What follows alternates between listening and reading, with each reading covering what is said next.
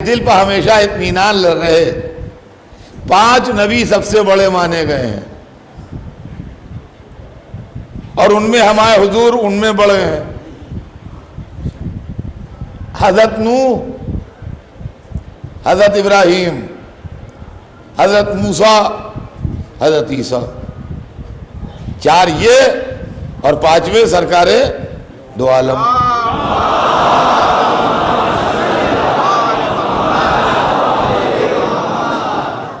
یہ 5 نبی جو ہیں یہ سب سے بڑے نبی۔ اب ان 4 سے زیادہ اگر قوت ہدایت ان میں ہے تو یہ سب سے بڑے نبی ہیں۔ ہے بات کہ نہیں؟ اب سنیے گا، نوح نے اپنی امت کے لیے بد دعا کی، ابراہیم نے اپنے لیے دعا کی، موسیٰ نے بد دعا کی، عیسیٰ نے دعا کی، محمد نے نہ بد دعا کی نہ دعا کی۔ تکلیفیں اٹھاتے رہے، رحمتیں اٹھاتے رہے، نہ دعا کی نہ بد دعا کی۔ اب محمد کے بعد اگر شان محمد دیکھنا ہے تو کربلا میں حسین کو دیکھیے، نہ دشمن کے لیے بد دعا کی نہ اپنے لیے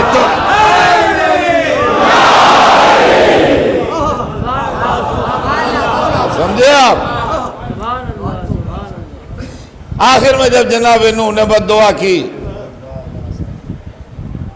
قرآن مجید میں بد دعا کا ذکر بھی ہے، تو حکم ہوا کہ وَاصْنَعِ الْفُلْكَ بِأَعْيُنِنَا وَوَحْيِنَا، اے نوح کشتی بناؤ، ہمارے سامنے بناؤ، ہماری وحی کے ذریعے بناؤ۔ قرآن مجید پڑھیے آپ، وَاصْنَعِ الْفُلْكَ بِأَعْيُنِنَا وَوَحْيِنَا، کشتی بناؤ نوح، ہمارے سامنے بناؤ، ہماری وحی کے ذریعے بناؤ۔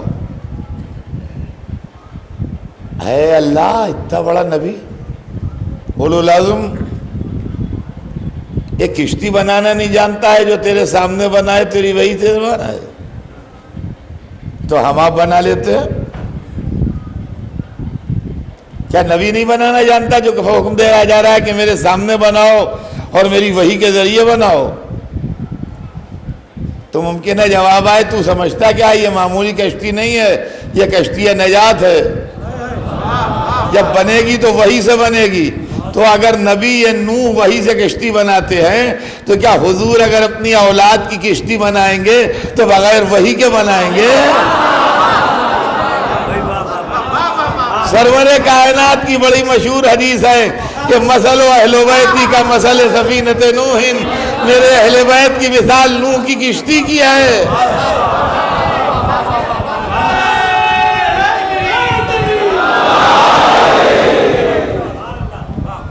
میرے مثال نوح کی کشتی کی ہے، میرے اہل بیت کی مثال۔ من رکبہا نجا، من تخلف عنہا غرق بہوا۔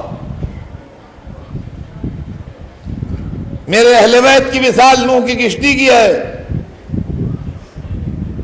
جو اس کشتی میں آ گیا وہ نجات پا گیا، اور جو اس کشتی سے ہٹ گیا وہ غرق ہو گیا، بہہ گیا۔ نوح نے کشتی بنائی اور جب بن کے تیار ہوئی اور پانی ابلنا شروع ہوا اور آسمان سے پانی گرنا شروع ہوا تو نوح نے اہل ایمان سے کہا کہ آؤ ارکبو بسم اللہ مجریہا و مرساہا، آ جاؤ میری کشتی پر، خدا کے حکم سے چلے گی، خدا کے حکم سے رکے گی۔ معلومہ نوح کی کشتی نہ کسی موٹر سے چلتی ہے، نہ انجن سے چلتی ہے، نہ ہوا سے چلتی ہے، نہ ستاروں سے چلتی ہے، وحی سے چلتی ہے، وحی سے رکتی ہے۔ تو رسول نے جو اپنے دل کے ٹکڑوں کی کشتی بنائی وہ بھی وما تشاؤون الا ان یشاء اللہ. آپ تو چاہتے ہی نہیں مگر وہی جو خدا چاہتا ہے. کیا کہہ رہے ہیں؟ لوگ آنے لگے، بیٹھنے لگے، اہل ایمان سوار ہو گئے. نوح کے بہت سے بیٹوں میں ایک بیٹا کافر تھا. آدم کا بھی ایک بیٹا بہکا تھا، میں پرسوں سنا چکا. نوح کا بھی ایک بیٹا بہکا ہوا تھا، وہ کشتی پر نہیں آیا. قرآن نے جو ہم کو یہ قصے سنائے ہیں، یہ اسی لیے سنائے ہیں کہ ہماری آنکھیں کھلیں. شاید اسی خطرے کے تحت لوگوں نے تیز پڑھنا شروع کیا.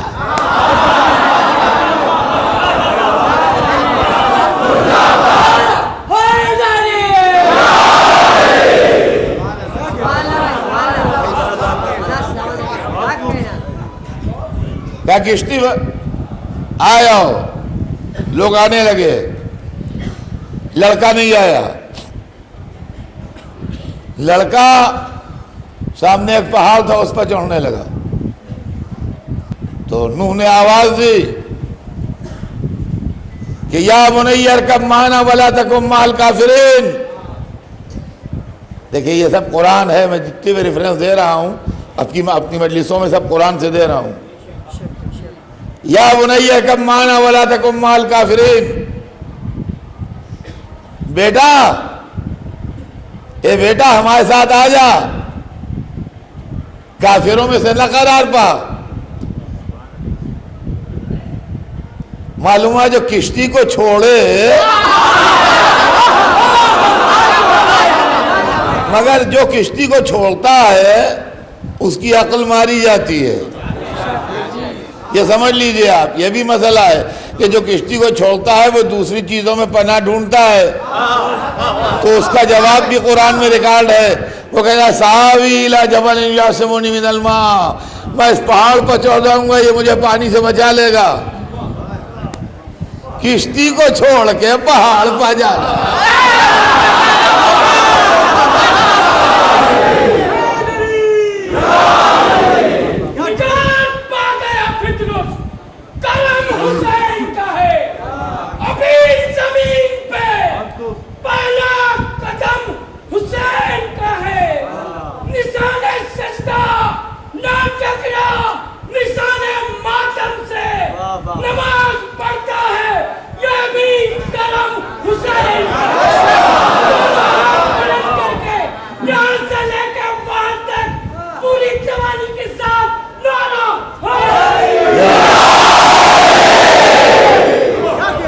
ساوی الی جبل یعصمنی من الماء، میں اس پہاڑ پر چڑھ جاؤں گا کہ مجھے پانی سے بچا لے گا.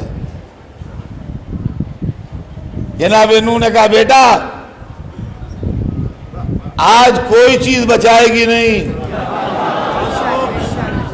قرآن میں ہے کہ جناب نوح نے جواب دیا کہ آج کوئی شے بچائے گی نہیں، پہاڑ پر نازل نہ ہو، یہ پہاڑ بھی ڈوب جائے گا.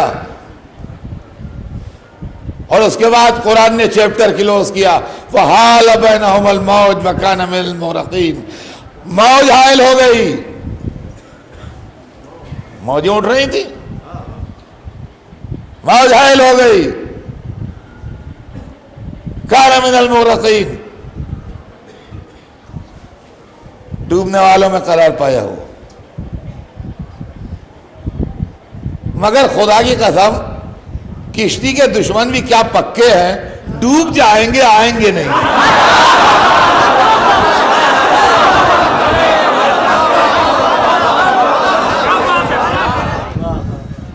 اب یہ جو سرکار دو عالم نے ایک حدیث ارشاد فرمائی کہ مثل اہل بیتی کا مثل سفینۃ نوح، میرے اہل بیت کی مثال نوح کی کشتی کی ہے. من رکبہا نجا، جو ان سے متمسک ہو گیا وہ نجات پا گیا. ومن تخلف عنہا غرق وہوا، اور جو اس نے ان کو چھوڑ دیا وہ غرق ہوا، ہلاک ہو گیا۔ سوال یہ پیدا ہوتا ہے کہ اگر کوئی خطرہ تھا نہیں تو رسول نے کشتی بنائی کیوں؟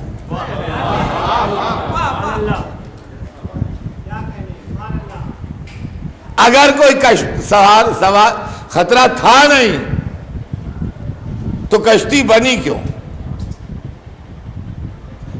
کشتی بنتی ہے بچانے کے لیے سیلاب سے، طوفان سے، پانی سے، یا گزرنے کے لیے۔ بمبئی میں بنتی ہے کشتی جہاز اس لیے کہ سمندر ہے۔ جی اب آپ کہیے لکھنؤ میں کتنے جہاز بنتے ہیں؟ لکھنؤ میں کون سا سمندر ہے جو جہاز بنے گا؟ چھوٹا سا ایک دریا ہے گومتی نام کا، وہ بھی چھوٹا ہے، بڑا نہیں دیتا، چھوٹا دریا ہے گومتی، تو وہاں کون سا جہاز چلے گا بھائی؟ تو جہاں جس شے کی ضرورت ہوتی ہے وہاں وہ شے ہوتی ہے۔ آپ یہ دہلی میں کئی جہاز کھڑے ہیں پانی کے؟ دہلی میں پانی کے جہاز کا کیا کام ہے؟ جمنا ہے، اس میں چھوٹی چھوٹی کشتیاں ہیں۔ جہاز بمبئی میں ہے، کلکتے میں ہے، مدراس میں ہے، ایسے ٹھکانوں میں ہے، یعنی ممبئی ہے بھیا، منہ سے بمبئی نکل جاتا ہے، سمجھے؟ ہاں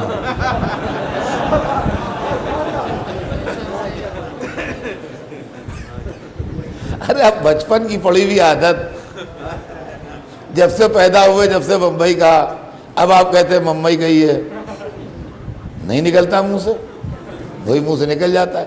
یہ پرانی پڑی ہوئی عادتیں بہت بری ہوتی ہیں۔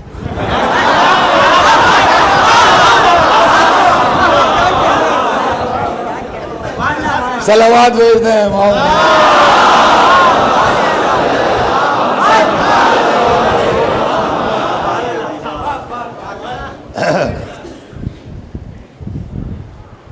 تو جہاں جس چیز کی ضرورت نہیں ہوتی وہاں وہ چیز ہوتی بھی نہیں۔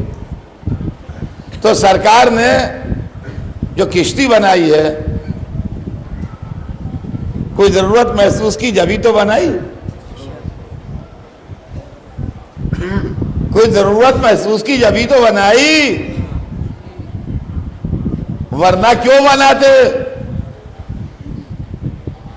اور بچائے گا کون؟ کشتی ہے کاہے کی؟ کشتی ہے رسول کے اہل بیت کی، کہ اگر بچائیں گے تو میرے اہل بیت بچائیں گے، میرے اہل بیت بچائیں گے۔ اہل بیت میں کون ہیں؟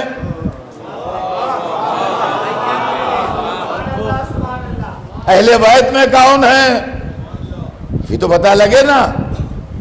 اہل بیت کوئی پراپر نام تو ہے نہیں جو ہم سمجھ لیں کہ صاحب ان کا نام اہل بیت ہے۔ اہل بیت کون لوگ اہل بیت میں ہیں؟ کہاں آؤ ہم دکھائی دیتے ہیں، گھر میں بھی باہر بھی۔